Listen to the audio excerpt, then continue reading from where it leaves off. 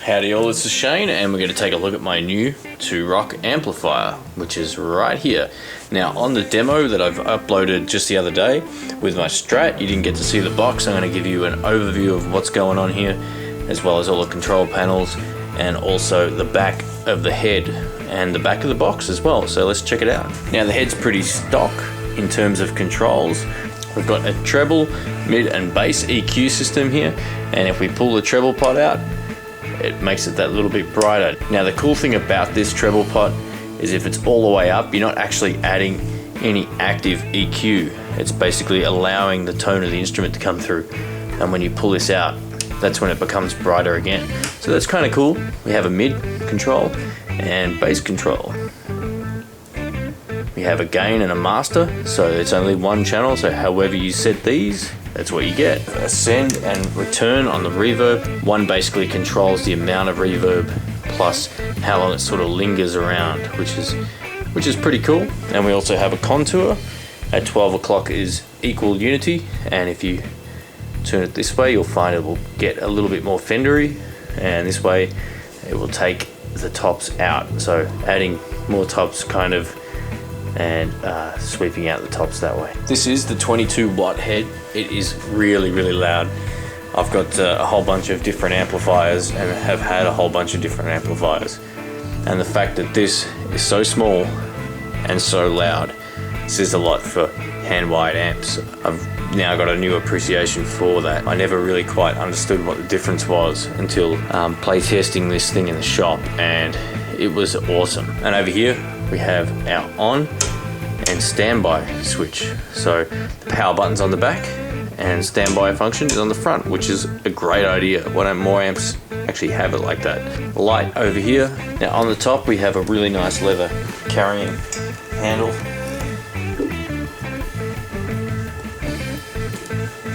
Alright, on the back you can see it's made for 240 volts, which is local to Australian voltage as well as England and other countries. A fuse, and that's where the power switch actually is right there. We've got a 4, an 8 ohm and a 16 ohm output. The great thing about this is if you want to use a second 2-rock cabinet, or if you've got a different impedance cabinet, you can actually just use them. So you can't run 2 at a time, you just use 1. So it's pretty cool. Over here we have the return level. Basically this here acts as a master volume for the amp. All the way to the right is really, really loud, and all the way this way is fairly quiet. Now the cool thing about this is if you want to do a quiet gig, you can crank the master and the gain up on the front and have this turned down, and you'll get a more saturated low volume tone. And if it's to the middle or all the way to the right, you'll get a cleaner, louder, much louder sound. We've got an effects loop here, which I haven't even used yet, and the pickup loading, which might give you some benefits with different styles of guitars where you might want a little bit less tops to come through at louder volumes, or however you want it set it. It actually reduces the input of the instrument in on the front, so I just find it sounds good all the way to that side, so that's where it stays. Alright, this is the cabinet that I got. It's a single 12 open back or semi-open back 2-rock cabinet. It's very, very cool. It's fairly basic, except there's one cool feature that on the bottom we get massive, massive rubber feet down here. So that's what I really like about it, and that's the same with the head. So basically if you put the head on the top, you can avoid this massive handle they've put on here too. So it's leather making that noise, by the way, it's not broken.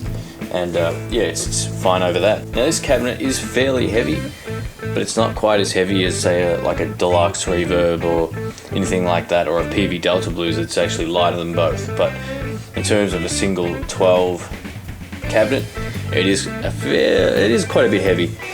And anyway, that's the speaker. It's a 12-65B 2-rock speaker made by WGS. I don't know a lot about that company, so if anyone can tell me some information about that, that would be cool. It comes with some really cool speaker cable on the inside, and which goes to here, the input.